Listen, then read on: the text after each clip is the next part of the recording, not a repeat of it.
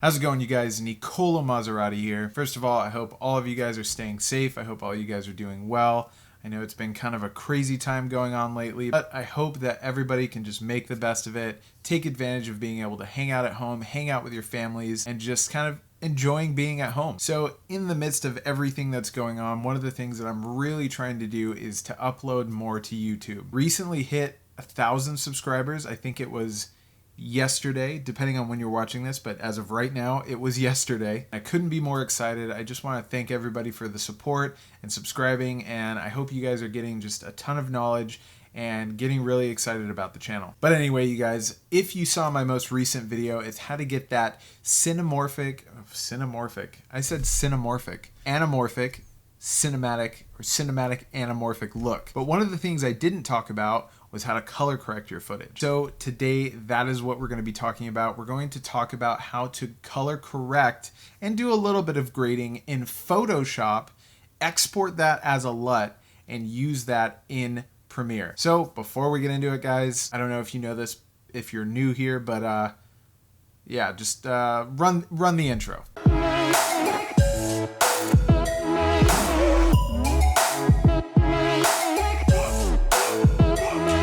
So like I said, guys, today we're going to be talking about how to color correct your footage in Photoshop and then export that into a LUT and put it in Premiere. And a lot of you guys may be asking, well, why are you doing your color correction in Photoshop when you could just do it in Premiere? For me, doing it in Photoshop gives me a lot more control over like the luminosity, the colors, and a bunch of different things like that. I like having as much control as possible. And once you get the LUT imported into Premiere, you can do some other tweaks. You can add some other things that you want to do. But to get your image to where you want it to be, I definitely say Photoshop is the way to go. You have so much more control. So enough of me blabbering on.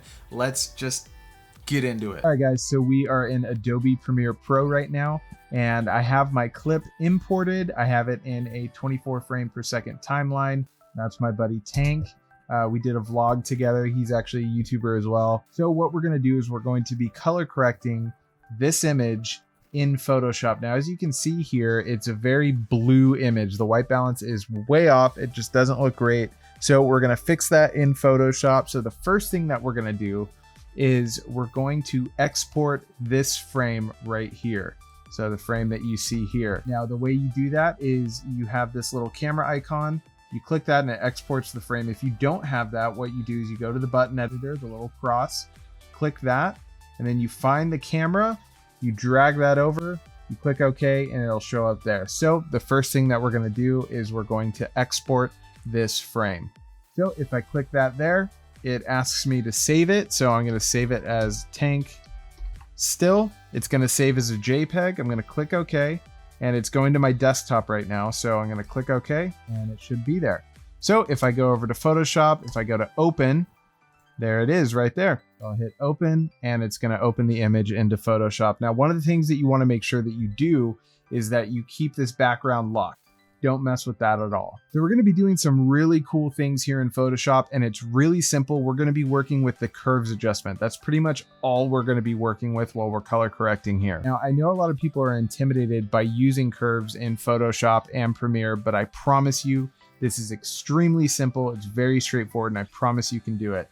So the first thing that we're going to do is we're going to go to this icon here, and we're going to go to a curves adjustment layer. We're going to click that. And now we have our curves adjustment layer here. What we're going to do is we're going to be finding our black points, our white points, and our mid gray points. So the first thing that you're going to want to do is you notice that it's set to RGB. We're going to leave it there. And then later we're going to be editing the red, green, and blue channels individually. But for now, we're just going to stick to RGB. Now, what we're going to be doing is we're going to be working with these droppers here. So we're going to select the first one. This is to select our black point. And you're going to go to this little icon on the left here, from the very bottom left of the curves adjustment. You're going to hold Alt or Option if you're on a Mac. You're going to take that and you're going to drag, and you're going to notice that it kind of starts to create some weird colors here. And all we're doing here is we're finding any points that are completely black. So you can already see right here is completely black, this top right corner. So what you're going to do is you're going to have that dropper selected, the very top one, holding Alt, and you're going to click that right there. Now it just adjusted our black point, so you can see the difference there. So it found our black point. That's the first step to color correcting here. The next thing we're gonna do is we're gonna find our white point, and that's gonna be the third dropper down. So we have the black point, the gray, and the white. So we're gonna go ahead and click the white. Now the white is gonna be on the right side. So if you notice here, this layer here, that's our white point. Again, you're gonna hold Alt or Option if you're on a Mac, and you're gonna drag until you start to see whites. We see whites right away, pretty much in the sky. Now, one of the things that I'm noticing here is that his shirt, it's a white shirt. So I'm gonna use his shirt. If there are white in any other image, I don't really wanna use the blown out highlights. I'd rather use something that has some detail in it. So I'm gonna go ahead and click that. Now I want you to watch what happens when I click it. It's absolutely incredible. So I'm gonna go ahead and click that now. Boom. Is that not insane? I think that's the coolest thing ever. So now that we found our black and our white point, we're gonna find our gray point by going to the middle dropper here. We're gonna click that, and all you're gonna do is you're gonna find kind of a neutral gray color. So I'm gonna click right about there. And you see that makes our image a lot warmer, which is a lot more accurate to how it was when I actually shot the video versus what it looked like before. But the cool thing is we can introduce some more blues, keep some of the orange colors like the skin tones and the reds and stuff like that, which we're definitely going to get into. But for now, I think this is really good so far. So now that we've created this curves adjustment, we've adjusted the white balance of it, the black points, the white points, and the gray points. The next thing we're going to do is we're going to go create another curves adjustment. So if I go here, go to curves, we create another curves adjustment. Now I want to show you something here. You'll see with the curves adjustment, you're mainly adjusting two things, and I'll show you here. If I take this and I drag it down, you'll notice that the curve adjustment is adjusting the luminosity of the image, but it's also adjusting the color. Now, if I take the blending mode from normal and I go down to luminosity, now it's just adjusting the luminosity and not the color, and that's what we're going to be doing here. So I'm going to go ahead and reset that by clicking here. And we're going to change this adjustment layer to luminosity. So I'll just call it Lumos for now. And we have the blending mode set to luminosity. And I'm just going to adjust this just to give a little bit more contrast. So I'm going to take this here. I'm just going to bring that down just a little bit. And I'm going to bring this point up there. So we got kind of a little bit of an S curve. So you can see the difference there. Just created a little bit more contrast. Makes it look more cinematic. Makes it look better in my opinion. And for luminosity, that's all we're going to be doing. So the next thing we're going to do is we're going to go down here, and guess what? We're going to create another curves adjustment. This one is going to be for the color. So we have to set our blending mode to color, and we'll name this color. Now, before we get into actually editing the individual channels, the red, green, and blue channels, we're going to see what color is more dominant within this image, kind of a color cast. We're going to see what color is casting more than any of the other colors within there. So what you're going to do is you're going to go to info. I've got info here. If you can't see info, make sure you go to window, go down to info, make sure that's checked, and you should be able to find it. Now from here, I'm going to make sure my background is checked, and you'll see if you're looking where the red, green, and blue is, where the dropper is right here, you'll see the red, green, and blue. And you'll notice as I start to go around the image, those numbers are changing, and that's telling us where the reds, green, and blues are within that image. So if I go right here, kind of where the street is, you'll notice that red, green, and blue, red is 137, green is 136, and blue is 134. If I move closer to the skin tones, you'll notice that the reds go up a lot more than the greens and blues, because obviously there's more reds within skin tones than there is green or blue.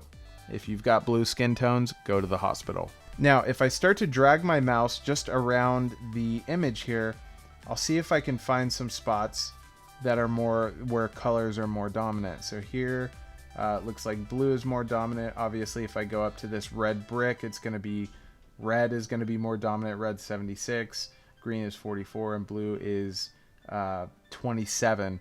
So if I kind of start to just go around his body here, you start to notice, let's see, so red, blue's a little bit more dominant because of the street, skin tones obviously, Now the whites, it looks like the blues are more dominant in there. So what I'm going to do is I'm going to go and I'm going to adjust the reds a little bit. So I'm going to click, I spelled color wrong, I didn't even realize that.